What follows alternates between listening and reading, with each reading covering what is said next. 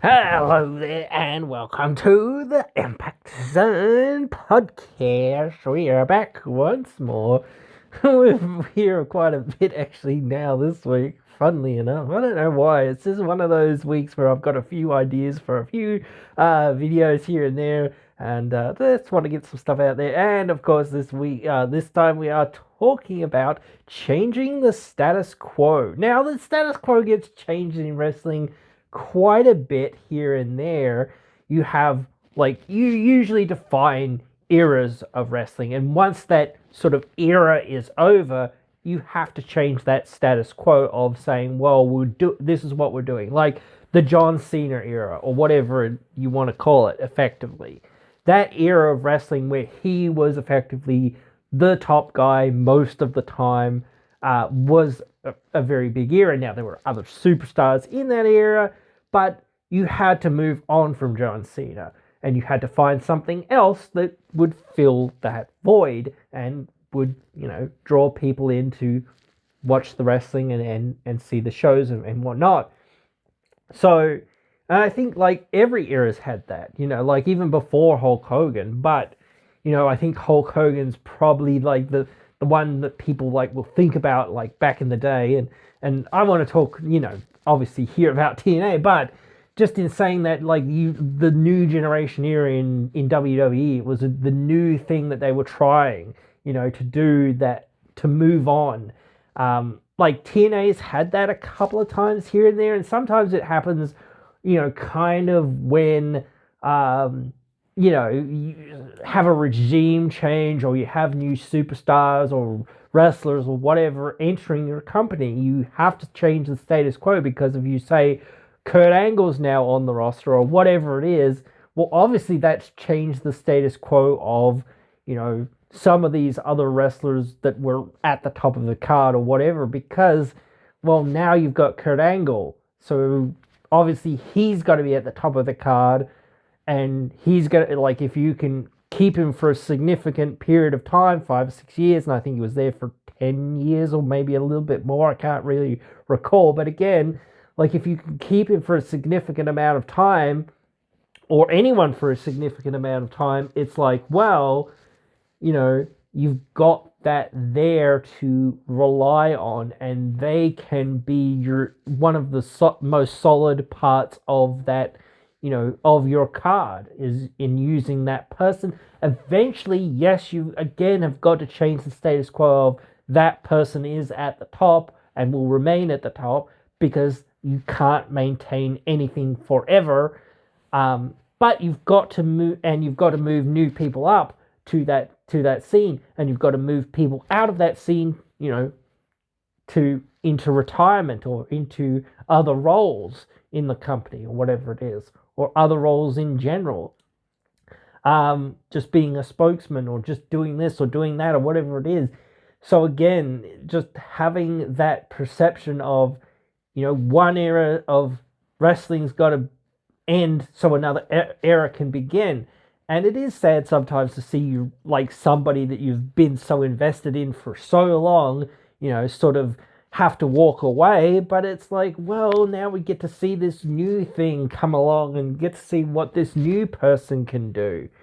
And it is tough with this era of TNA right now, because it's really tough for me to kind of put my thumb or put my finger on somebody that is you can put your finger on a few people that are kind of the face of the company or whatever. And sometimes I think that is better in a lot of ways, that you have a lot of options of saying, well, these are a lot of top guys, a lot of these guys are top, guys that are really heavily promoted or really heavily featured as being one of the faces or the pillars of the company or whatever you want to call it. They are those guys, but you can't maintain them forever. So having them in the role, having them in the position, I'm going to talk about Moose now, and being the X Division title, and kind of where I'm thinking of, I even saw this post on Twitter there, X, whatever they're wanting to call it now, I think a little while back, and saying that, people have used Option C too much and blah, blah, blah, And I think that demeans the title and it takes away from the title. I think this title should be viewed as being, you know, as important as the world title. And I agree with that in some forms and fashions. I do think that sometimes, because I've seen so many people sitting around and saying, oh, they're going to use option C, they're going to use option C, they're going to use option C for this person and this time and that time and whatever, or you've always got to think about option C. Yes, in some ways you've always got to think about option C, but it's, you know, it really hasn't happened that many times. Honestly, I think it's only happened like 5 or 6 times or something like that in the history of the title. Maybe it's happened a few more and I've lost track of a few of them, but it hasn't happened a heck of a lot. And it certainly hasn't happened a heck of a lot. I think it's only one time that somebody's actually won the title and within a few weeks or within a few hours have like cashed it in to say, hey, I'm, you know, cashing this in for, you know, the option C, which was Kazarian, and that was the one time that it was done, and whatnot. So again, like it has been done certainly where they have had people, and it was only introduced, I think, in 2013, 2012, at some point there, roughly. I don't really recall. Maybe it was 2011. I'm not really 100% sure. I know it was I think it was for Austin Aries. He was the first person, I believe, to discuss option C and invoke option C into what he was doing and whatnot. So, that was that, and it went on from there, and a few people, cashed in option C here and there and whatnot, and in the foreseeable years. But it's been one of those things that I think people overstate it or overblow it, and whatnot. But I guess that might, be a bigger and more in-depth conversation to have at another time. But again, looking at Moose being one of the top guys and being one of the faces of the company, at least right now, and has been there for quite a while, been there for nearly 10 years, and I can't recall when his contract ends, but I did hear him say somewhere in an interview that he basically doesn't want to go to WWE or doesn't want to go to AEW or doesn't want to go anywhere else after his current contract expires, and he says that he'd rather just retire at that point. Sounds interesting to me, because that sounds to me like he sort of said, well, I want to be Mr. TNA, I want to be as identified or as ingrained, as much of a legend in TNA as what I can be here. I don't want to go anywhere else. I don't want to do anything else. This is going to be my last contract, and I'm going to see this out, and I'm going to do as much as I can here while I'm here. So, in my perspective, that starts to sound like, well, and look, Moose is in great shape. So certainly he could go for another few years after his contract expires, I'm sure, certainly. But it is a very physical sport, and maybe I'm sure he's made a lot of money just from his football career, let alone his wrestling career. But he's done a lot of great stuff in TNA, and not just winning titles and whatnot, but you've got to look at him as being in that upper echelon. But you've got to also look at him as being, right, well, he's only got maybe a couple of maybe a year's worth left on his contract. I can't recall exactly how long the contract was.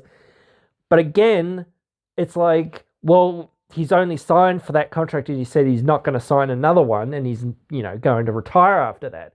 So it's like, you've got to do as much with him in this next probably year worth of period as what you can, because you've got to get your money out of him. Plus, you've got to help get a lot of those other wrestlers over. And in fact, I feel like realistically they should say, hey, we really need you to, stick around for a little bit longer and whatnot, so that, we can, help, some of these young guys or whatever else, get into the position that you're in and be the standard bearer for the company in the next few years. But Like, if that's his decision, that's his decision. That's up to him and up to them to negotiate it or whatever. And maybe they'll work on a handshake agreement, like if it's like a little bit short of Bound for Glory or a little bit short of Slammiversary or something like that, and just say, hey, we know that your contract's up at this time, but would you please just work till, Slammiversary, couple more months, couple more weeks, whatever it is, or Bound for Glory or whatever, I'm not sure. But again, just saying that sort of thing and just saying, look, we've got plans for you at Slammiversary, Bound for Glory, whatever it is. This is the last thing that you're going to do for us, and you're going to walk out and retire and whatever else. Okay, that's cool. But we just want you to, fulfill this last little thing for us. It's just a handshake thing, and we're not going to chase you after that. You can wander off into the sunset after that. We've got this feud, we've got this thing planned. We really want to do right by you, but we need to know that you want to do that and not just wander off or whatever here and now, because this is the time that we feel like that's the right thing. We want to do this, and we want to make big money with this, and we want to make this person a big deal, that sort of thing.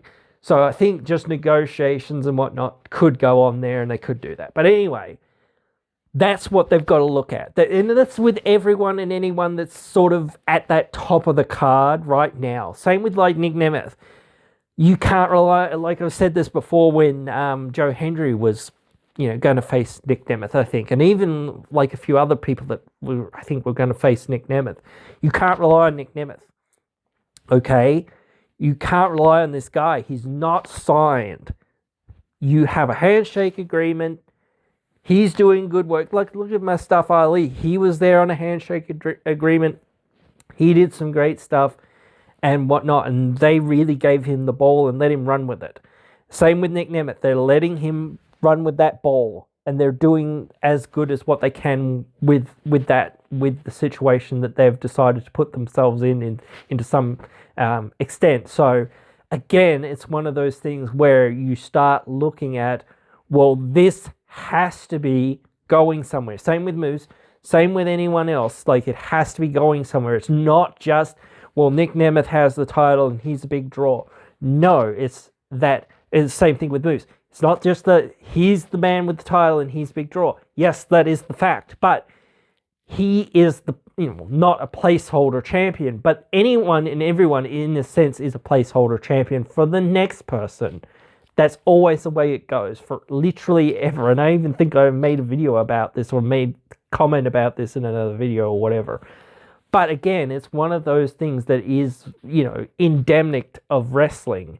You're not just holding the title for yourself. Yes, you are, but you're also just holding the title for the next person. And the next person is holding the title for the next person, even if that next person is you as well. So it's one of those dances that you've kind of got to do in wrestling where, you've got to build up young stars and young talent.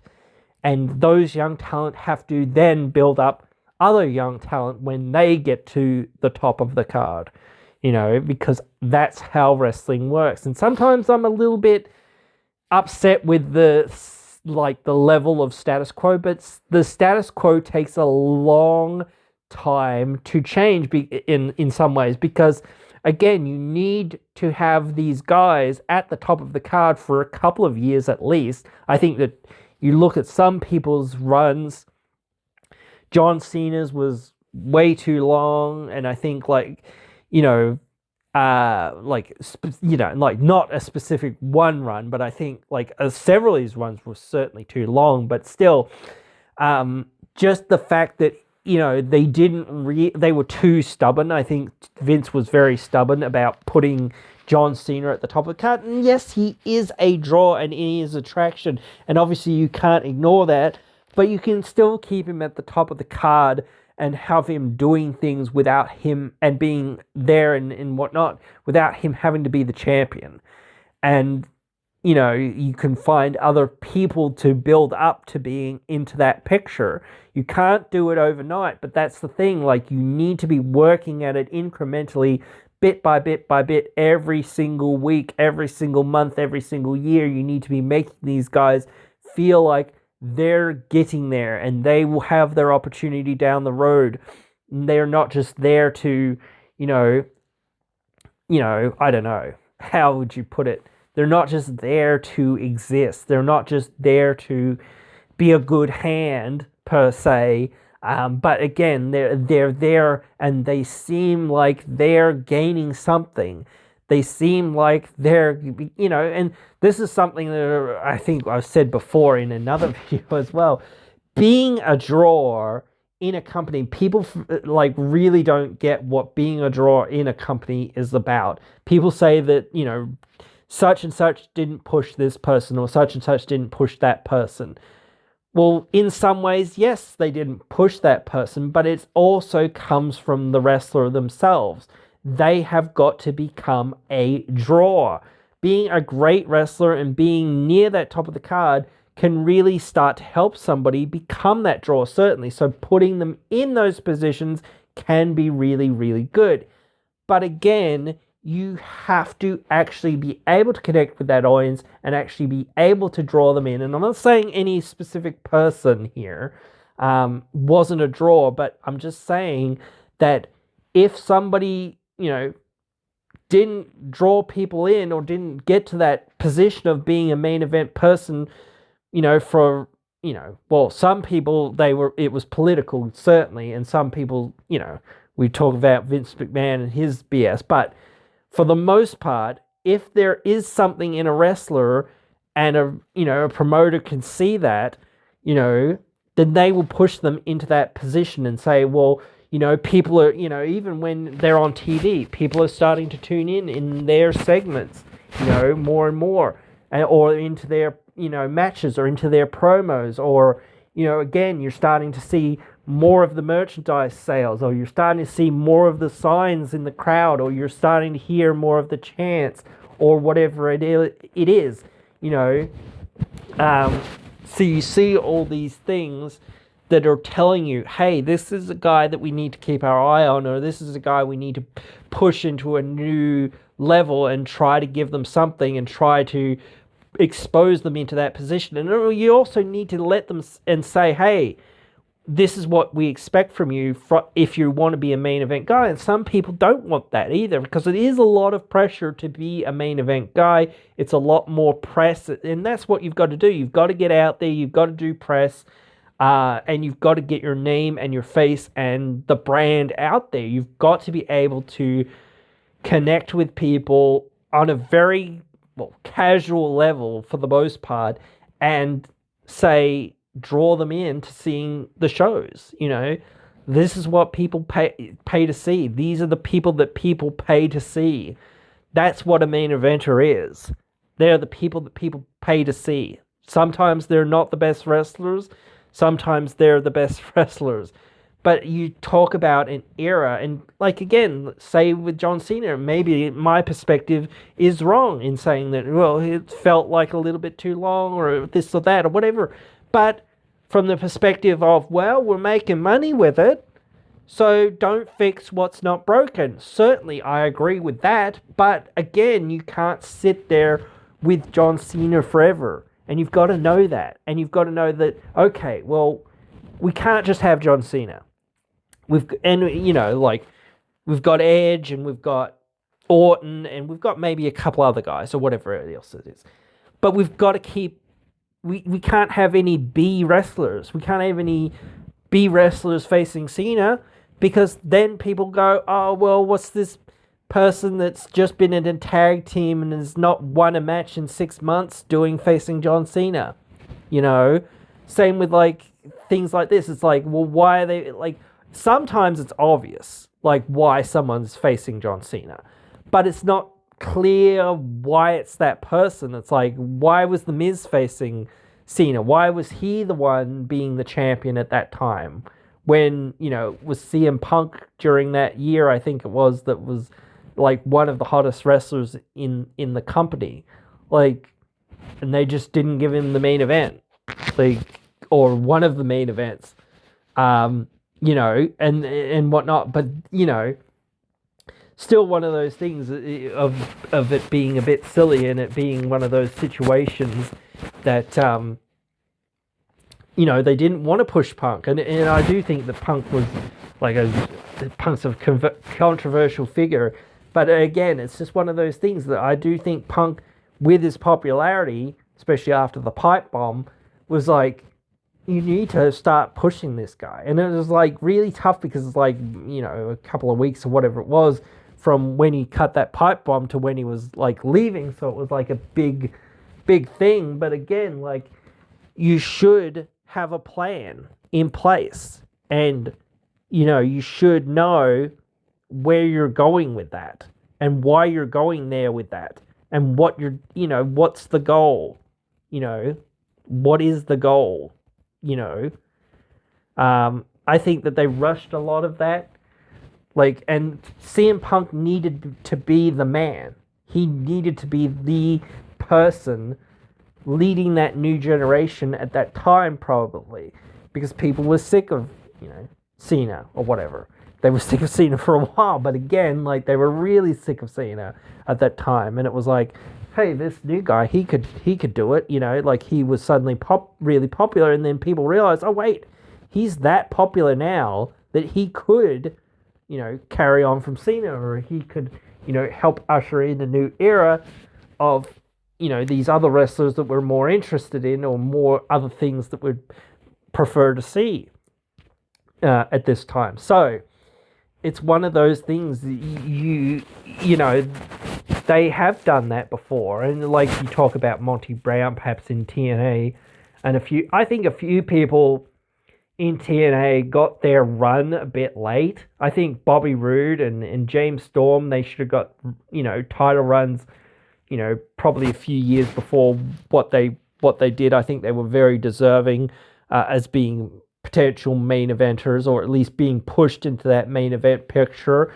as well. So I think that, not pushing them into that main event more quickly was perhaps a misguided idea. And it's tough sometimes because, again, they even Storm was, a great singles wrestler there for a few years, I believe, after America's Most Wanted, and then he was back into a tag team with James Storms, with Bobby Roode, sorry, I dyslexia.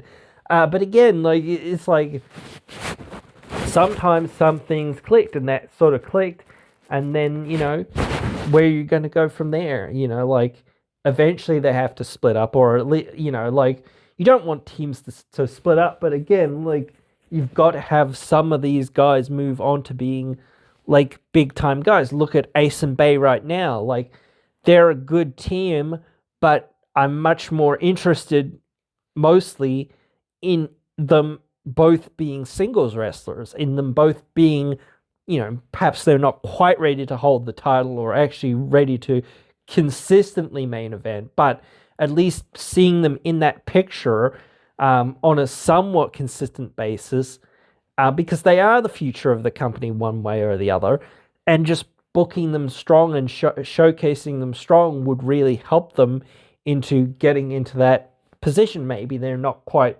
at that level of being like draws for the company, but just, continually to push them at that higher level. You start to go, oh man, these guys, what have they got? And you got to see if the fans will react to that. I think Joe Hendry was just a great phenomenon, and he's sort of captured everyone's imagination and attention, and he's an obvious main eventer now, like, without much real effort, because sometimes that happens. Somebody gets organically over, and that's what sometimes you've got to hope for. You've got to hope that somebody gets organically over, and people, will see that this is, the thing. Like, same with Daniel Bryan. You talk about that till, you're blue in the face. And, but they didn't want to pull that trigger on him. But they finally had to, because, they wouldn't have had much of a good time if they didn't. They wouldn't have had a great WrestleMania if they didn't. Probably people wouldn't have even come, or hardly anyone would have come. It wasn't just the diehard fans that wanted that. It was even the most casual people were getting caught up in it. And the same with Joe Hendry. Even the most casual of casual people that don't really know much about wrestling know Joe Hendry and say his name and the turnaround and all that sort of stuff. So, he's really crossed a lot of borders and crossed into that more mainstream, and he is becoming a big draw in that regard. So, he's not in that main event scene, but he's not the champion. And that is slightly, in my opinion, not the best thing. But again, it's just really tough because, again, it's always, as I said before, the money is in the chase for the babyface. The money is in the chase. And it's one of those things that, a lot of people, and I said this before about people who were saying, lol, TNA made the wrong decision, or this was stupid, or whatever. No, this was genius in many, many ways because, again, you've got to hope you can dangle that carrot in people's faces and that they will try to keep biting for it or keep grabbing for it in some regards because that is the situation that you're in. But this is where you've got to start going, okay, what is next for Hendry? We've got to keep him strong in some ways, but we've also got to give him something to do, not just he's here and he's there and, he's really popular, but he's not really got much to work with. Like, now that he is that popular, now that he is that over, now we've got to, capitalize on it in the best way possible at the right time, in the right place, and, drag that out as long as you can because, again, that's what people will pay to see. People will pay to see Joe Hendry, finally get that title, after, getting screwed over and getting, caught short or whatever you want to say. Yeah, I don't know. It's one of those things that, you look at Cody, it was like, I think a lot of people, kept fighting for Cody, and people are still fighting for Joe Hendry. I'm not just going to talk about Joe Hendry, but every single person that's on that roster needs Joe Hendry to get over as well. That's how they'll get over. Because if you can heal, and you can heal really well against Joe Hendry, you can be part of that, era of Joe Hendry. And we're sort of kind of in the era of Joe Hendry right now. Kind of. It's all about Joe Hendry right now. And that's how it needs to be. You need to, even some people don't remember this, but Steve Austin, he didn't become champion for 2 years after he got his first break. And there was lots of shenanigans then, back then, when he nearly won the title. He nearly won, he basically cheated and won the Rumble. But then there was shenanigans there. So yeah, it really actually took quite a while. And then he won the title a year after that, which was, crazy. He was at the top of the world sort of for a full year, sort of to an extent before he even won the title, and then he was actually the champion. And then went on to have, huge success after that. You obviously had The Rock, who had a lot of success as well. But it really took him a year or so of being at that top level before he sort of felt like one of the top guys. He didn't fall down the card for a year. He kept at that upper level for a year, and then he finally felt okay, this guy's not going anywhere.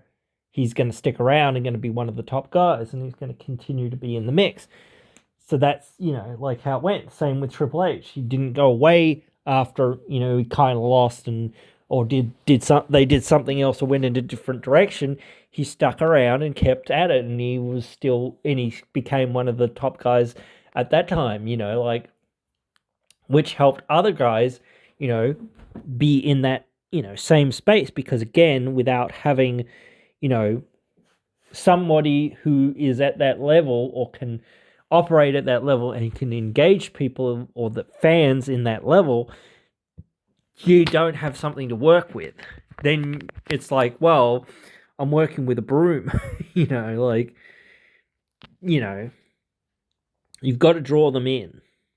And I know I just called some people there brooms, but I don't want to insult them, obviously. But you know what I kind of mean. And you've kind of heard about some of these guys that could wrestle a broomstick effectively as well. But certainly it's very, very difficult, to wrestle somebody without proper stakes, without a proper story, without them having a proper, ability to, showcase themselves as well, because, it takes two to tango effectively in this sport, and when you've got quote unquote your dance partner, again, who doesn't really know his, two-step from his I don't know, from his waltz or whatever it is, I don't know, like that's what I mean. It's like very hard to work with somebody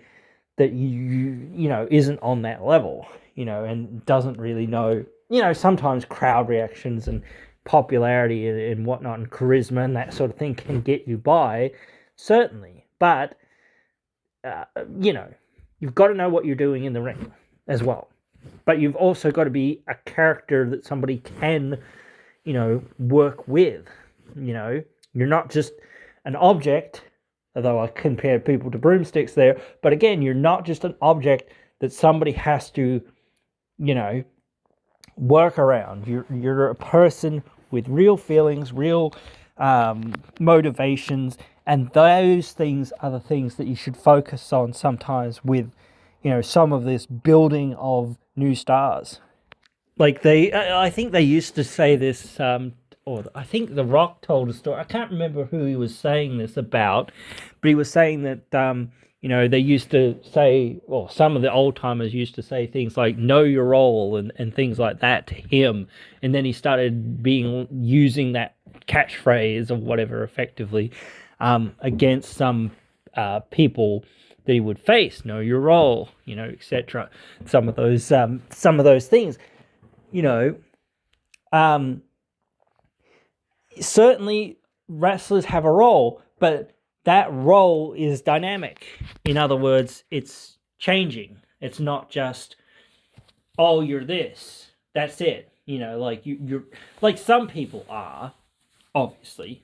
Like some people will remain one thing forever or two things forever, like whatever it is. But if you're good enough, if you're respected by the locker room in some way, in some form, in fashion, or you're respected by the audience,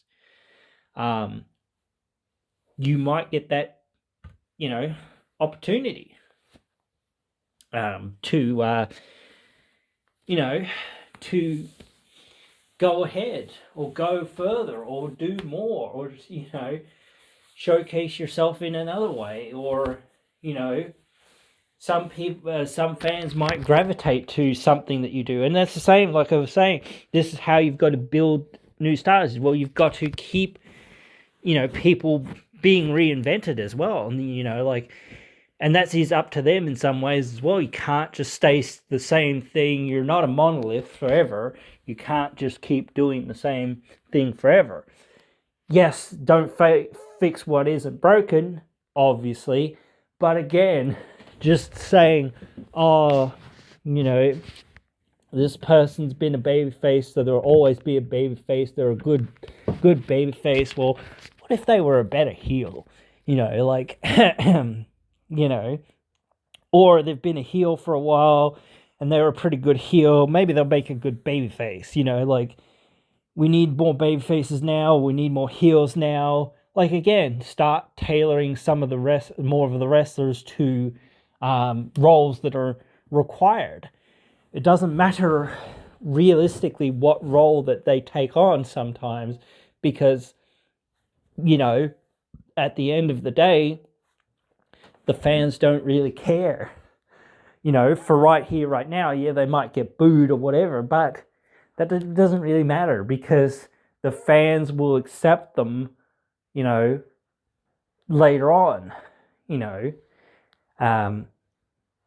That's always the way of things. Fans are always, easygoing for the most part, as far as I've seen and I've experienced. But again, this is one of those things of,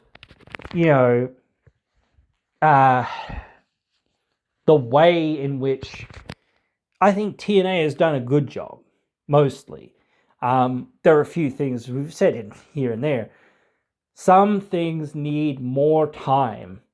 And sometimes you start wondering, well, how about, we take some of this, stuff, and, we're going to put it like somewhere else, whatever. But the thing is, it's like, or extended time, whatever. But it's tough, because it's like, well, it's a 2-hour show, or roughly a 2-hour show. So then you're starting to say, well, 3 hours, or 2.5 hours, like, which is better. And I think, like, they could do a good show. Like, it depends what your content is. But when you've got, and there's one of those problems too, sometimes, of too many wrestlers, that, you sort of go, well, what are they doing? But it's also sometimes like, well, we've got all these, like, you've got so many wrestlers, and you've only got so much time to tell stories with them. So it's like, well, we don't know what to do with them, versus, like, having, them do nothing effectively. So that's no good. You've got to have them doing something. They've got to be involved in something. They've got to be making progress in their story, or they've got to be starting a new feud with somebody. So you've always got to keep that ball rolling. What's the next thing? What's the next thing? What's the next thing? Why is that their next thing? Why is this their next thing? And you've got to keep like them in mind. Like, you've got to keep whoever else they're going to face in mind, because if you're going to say, okay, this team that we've had for the last 6 months, like the ABC, is going to face First Class. Okay, well, that's not much of a rivalry, realistically. Or they're going to face the Good Hands, whoever it is, whatever. That's not much of a rivalry, because the Good Hands are effectively just a jobber team. And, First Class is almost a jobber team. So again, having said that, and having the fans basically know this, or having, that insight of, well, they don't, win very much, or whatever it is, or they haven't typically won very much, it's without a story, or without a reason, or without some sort of reasonable doubt of, they just beat them up or whatever backstage, and they went crazy, or they did something, or they've beaten this other group and they're suddenly on a winning streak or something, unless there's something that has changed their status of being, well, they're just a jobber team, the perception will be, and you can do these surprise things again, I guess, but again, that also needs to be asserted at the time, so that it's not as big of a surprise when it comes to the finish, because you need to set the tone for, or you need to feel like the tone is somewhere in that match. Like, either they start the match a lot hotter and a lot more aggressive or something. They've learned lessons from the last time. They're countering more of the moves, or they're doing something else, getting people out of the way. They've got better continuity. They're breaking up tags more, or pinfalls, or whatever else it is. They're doing a better job of tagging together and have got more chemistry, or whatever it is. They've figured out, they've done their tape study of these guys, and they know what move is going to come. They know when the art of finesse is coming. They know, or whatever it is, so now you've got, or the 1-2 sweet. So you know what to look for. Come on, So you start going, okay, well, let's work on that, or let's when they usually do the post match beatdowns as well, but. Again, go as it's hard to say, but you've got to go for the money shots. To an extent, you've got to make it, graphic in some ways and shocking in some ways. And it's got to be, oh man, this is enough. Come on, you've beaten them down and you've beaten them down and you've beaten them down again. Come on, this is enough, and this. Security is all over it, or whatever else, and they're still beating them down, or they come back to beat them down again, or something.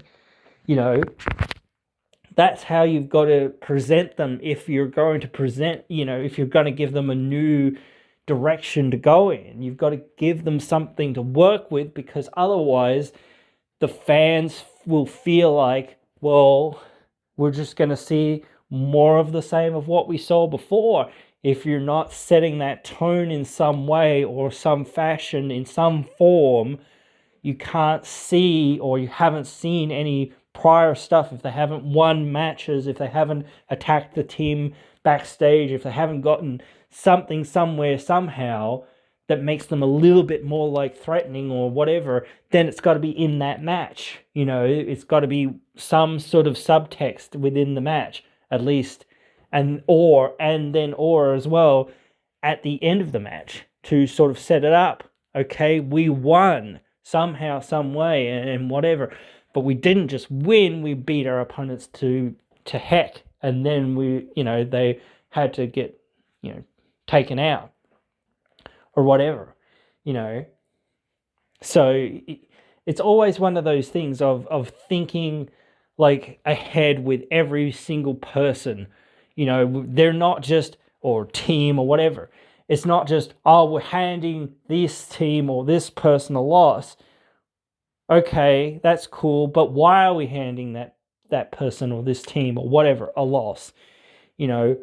Why? When are we going to put some stock into them? Because we can't just give them, meaningless wins as well, but it's hard because, again, we don't really have many other meaningful things to give them wins for, so it's really tough sometimes. But again, you've got to give them something so that they can start somewhere with some sort of starting ground of saying, well, we whooped those other people's asses, or we're going to come in here and we're going to really be aggressive, or we're going to do this, or it feels like that they've said that to themselves even. You can see it on their faces and you can feel it in their actions. This is, not what we saw before, not the same, so it's obviously not going to go the same. Maybe, they're not, ABC aren't going to win against First Class, or something. It seems like they can't win, but the fans are still cheering and they're still hopeful, or whatever it is. And that makes the matches better too, even if they're in loss. You start to see them, whoa, those guys really gave them a run for their money, even if you give them that loss. But you're not just, saying that to say, oh, well, they've given a loss, you're saying that to say, well, they're getting closer, they're getting better, whatever. They're progressing, whatever. They're improving, whatever. And they were almost there, whatever it was. So, again, it's one of those things of, you've got to think long term, and you've got to think on multiple levels, on multiple fronts. Like, you've literally got to think about every single wrestler moving forward from the decisions that you're going to make. You can't just make decisions weekly or even monthly or even whatever it is. You've got to know, okay, in the next year, like, again, it's one of those things that you've got to be able to adapt to things that do change, because, again, as you say, somebody can get over organically, and it can be like, well, now we've kind of got to go in this direction, so that might change some of our plans. But again, you've got to know, okay, well, where are we going with every single person on every single level? Not just, oh, well, we'll give, these people the win here, and then, okay, what are we going to do in a few weeks' time, or whatever it is, or in a few months' time? And again, sometimes signings and whatnot, or departures or whatever else, or injuries or anything else, can lead to issues. But again, just having some sort of plan of saying, no, this is where we're going with this person, this is what we're going to do with them, this is when we're going to do this with them, this is when we're going to do that with them, and then we're going to do this, and then we're going to do that, and and then this other person that was doing this, and this, and whatever else will come into the picture, and now we'll have a match between these two people, and then we'll do this, and then we'll, so you've got to think on multiple fronts all the time, which is one of those things that's really difficult to do, because, obviously thinking, okay, well, where is a certain, match or, feud going, like, in general. Like, obviously, you're going to try to pay it off at some point down the road, probably at a pay-per-view at some point. So thinking, like, okay, I've got AJ Francis, let's say, and I've got Joe Hendry. Now, Joe Hendry's gotten really over, so obviously I'm going to try to give him big dubs, big W's. We need him to be, carrying things for us. So obviously we were going to go down that route. We're going to continue to, give him things that will, enhance him and will, enhance everyone eventually at the end of the day. So it's a good thing for everyone to get behind, whoever's at the top in many ways, because that's your cash cow. Obviously you sometimes it is a selfish sport, but you've got to put that to the side sometimes and realize, I'm part of this, machine, and I'd love to be a bigger cog in this wheel, so I'm going to work on that. I'm going to do what I can to be that bigger cog. Joe Hendry did that. He, figured out, okay, how can I be the big cog? Or what do I have to do, in order to, elevate myself? Getting better at the game, getting better at, every aspect of it, getting better at characterizations and timings and knowing when to do things and when not to do things, or why to do those things, or whatever else it is, or just taking that little bit of, like, well, maybe let's try this, or let's try it that way, or let's do it this way instead of doing it that way, because, like, people are always going to cheer for me for the most part. So, we know we're going to get that reaction. So, sometimes doing it this way, it does give the fans something, but it's not giving it to them in the way of which, we're needing to give it to them, or whatever else it is. Same thing for a future thing. Like, same with, like, the Jordan Grace Marsha feud. It's like, well, this almost basically came out of nowhere. Like, and again, like, they didn't really give Marsha a whole lot to work with before getting into that. So it's like, maybe she should have, like, maybe Jordan should have had another open challenge, and then, Marsha could have, sort of walked down the aisle or something, and Jordan was like almost shitting herself, like, or whatever, like that sort of thing. That would have told a big story, not just saying it, but showing it, and her being like, oh, like, oh, like, can I do this? I can do this, slapping herself around or whatever, like, this is the moment, like, and then Marsha walks away. It's like,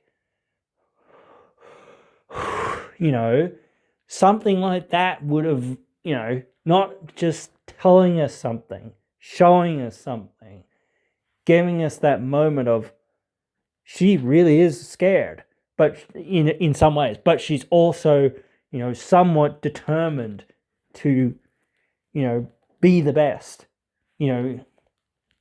again. So it's like, why not try to do that?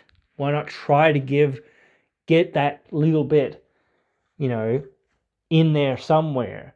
And I guess maybe it ran out of time, but again, that's one of those things that you should have thought of. Like, where is the investment for the fans? Like, they haven't got any real investment other than what we're telling them to invest for. We haven't shown them Marsha being that much more of a threat. We haven't seen Jordan being like really afraid, or like not knowing that she can really beat Slamovich. Like, she's like, even like in the back, or even having a promo, or even being like, oh, can I do this? Can I do this? I've got to do this. Like, or whatever. Like, having those little moments would really have added to that whole thing, and made people go, oh shit, like, Jordan really is sweating this, but she's still bound and determined to do it, So just having those little things together would have made it like a lot better. And having the foresight, again, of, this is the status quo. Jordan's been the gal for a long time, and now we're going to change that status quo. And Marsha's going to be the top gal. So then you've got to say, okay, well, where are we going then? Because right now, like, this is what I mean. It's like, it doesn't seem like has been much planning into, like, what's next. And maybe they'll come out soon, but again, it really doesn't feel like there's much significance there. Maybe it's going to come up, and maybe, like, I don't know. Again, it's one of those things that you could see it, happening soon, of like Savannah Evans really getting, some big wins or something, if they present her in the right way and present her like a beast or whatever, of being a top challenger for her in a few months' time or something, or somebody else, like, again, but you can't just have one person like that. You've got to have several people like that. You've got to have challenger after challenger after challenger. You have to have 6 months, a year, even more potentially, worth of challengers for her. And it's like, oh, she's fighting around doing some tag team stuff or whatever with Jordan. So whether it's Jordan and Slamovich going to wrestle again? Like, obviously we don't know that, but again, if they are, where's the tension between them? Where's the story of saying, well, you might have won that title off of me, but I've beaten you 3 times, or whatever it is, and I think I can take that title. But again, you've kind of changed the status quo. So in that sense, people already know that this is kind of the new status quo, and you're obviously not going to go backwards in that sense, right? At least right now. So, you can obviously again change the status quo to being, something related to somebody from the past or whatever that had success. But again, saying, well, this is where we're going and this is what we're doing. And again, having one or two more great top female wrestlers would really help that out. But, also just having the time, having the space, and saying, okay, it's one of those things. We've got to give, like the main event last week was like 22 something minutes. I think it earned that 22 minutes, but I think like it could have just been a little bit shorter, and you could have given a few of the other matches a few more minutes. Like, I think like 7 to 10 minutes is like good for TV. And when you're talking about a main event, 15 odd minutes to 20 odd minutes, that's where they should be for those bigger matches. Certainly when you're talking about pay-per-view, you're talking about 15 to 20 minutes mostly. But yeah, that's sort of a different issue for another time in a sense as well. But it's one of those things of changing the narrative and changing that status quo is really important. It's not just important for short term, but it's really important for long term. You have to have that long term thought process of, well, this is where we're going and this is the destination, already sort of in mind. Who's going to take this title off of this person? Why are they going to take that title off of this person?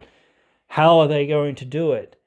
When are they going to do it? Where are they going to do it?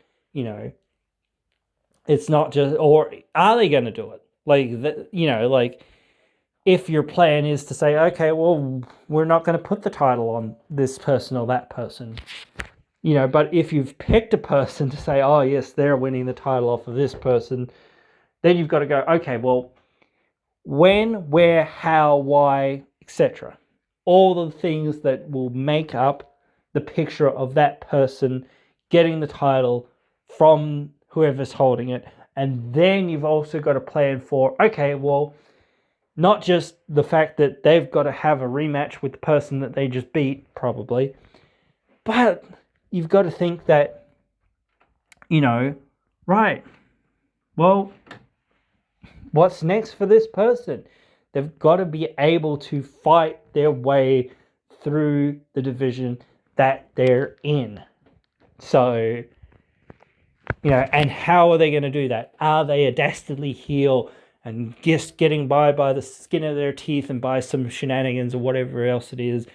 Or are they the, plucky baby face that's, sort of thwarting all the, wrongdoers who are, cheating and shenanigansing because, they're people believe in them or whatever it is, like, that's what you've got to think of. And that's why you've got to keep everything moving, and you've got to keep people investing. You've got to have multiple people for people to invest in. But again, it's got to feel like, hey, no, this is this person's time. This is this person's time right here, right now. It's their time, not this other person. They're still cooking, but it's not quite their time yet. We have a good plan for this person going forward or whatever else it is. And I think they do that. I think they do that really well. And I just also think that people, sometimes are a bit impatient with some things, or a bit, I don't know, cynical or whatever about some things and whatnot with it. But again, it's just one of those things that you've got to try to, win on all fronts type thing as well. So it's a difficult process to go through. And I think that sometimes that they should have pushed Moose harder, back a few years ago, whatever it was. And sometimes it felt like, hey, we don't really know what we're quite doing with this guy. We know he's really good, and we know he's like can work pretty well and can do some stuff, but and we want to put the title on him, but we don't really know like how, where, when, what, etc. So just kind of having to sit back and brainstorm and go, okay, well, we want to put the title on this guy, or we want to make him look like he's worthy of being that guy, or on par with being that guy, or is another like, because even if you give him a role that sort of elevates him in that way in fans' minds in some ways, it's like, yeah, but now we've actually got to put that into practice, not just seemingly he's gonna get there. Maybe, who knows? Why didn't he get there, or why did he need to take this route? Well, this is why.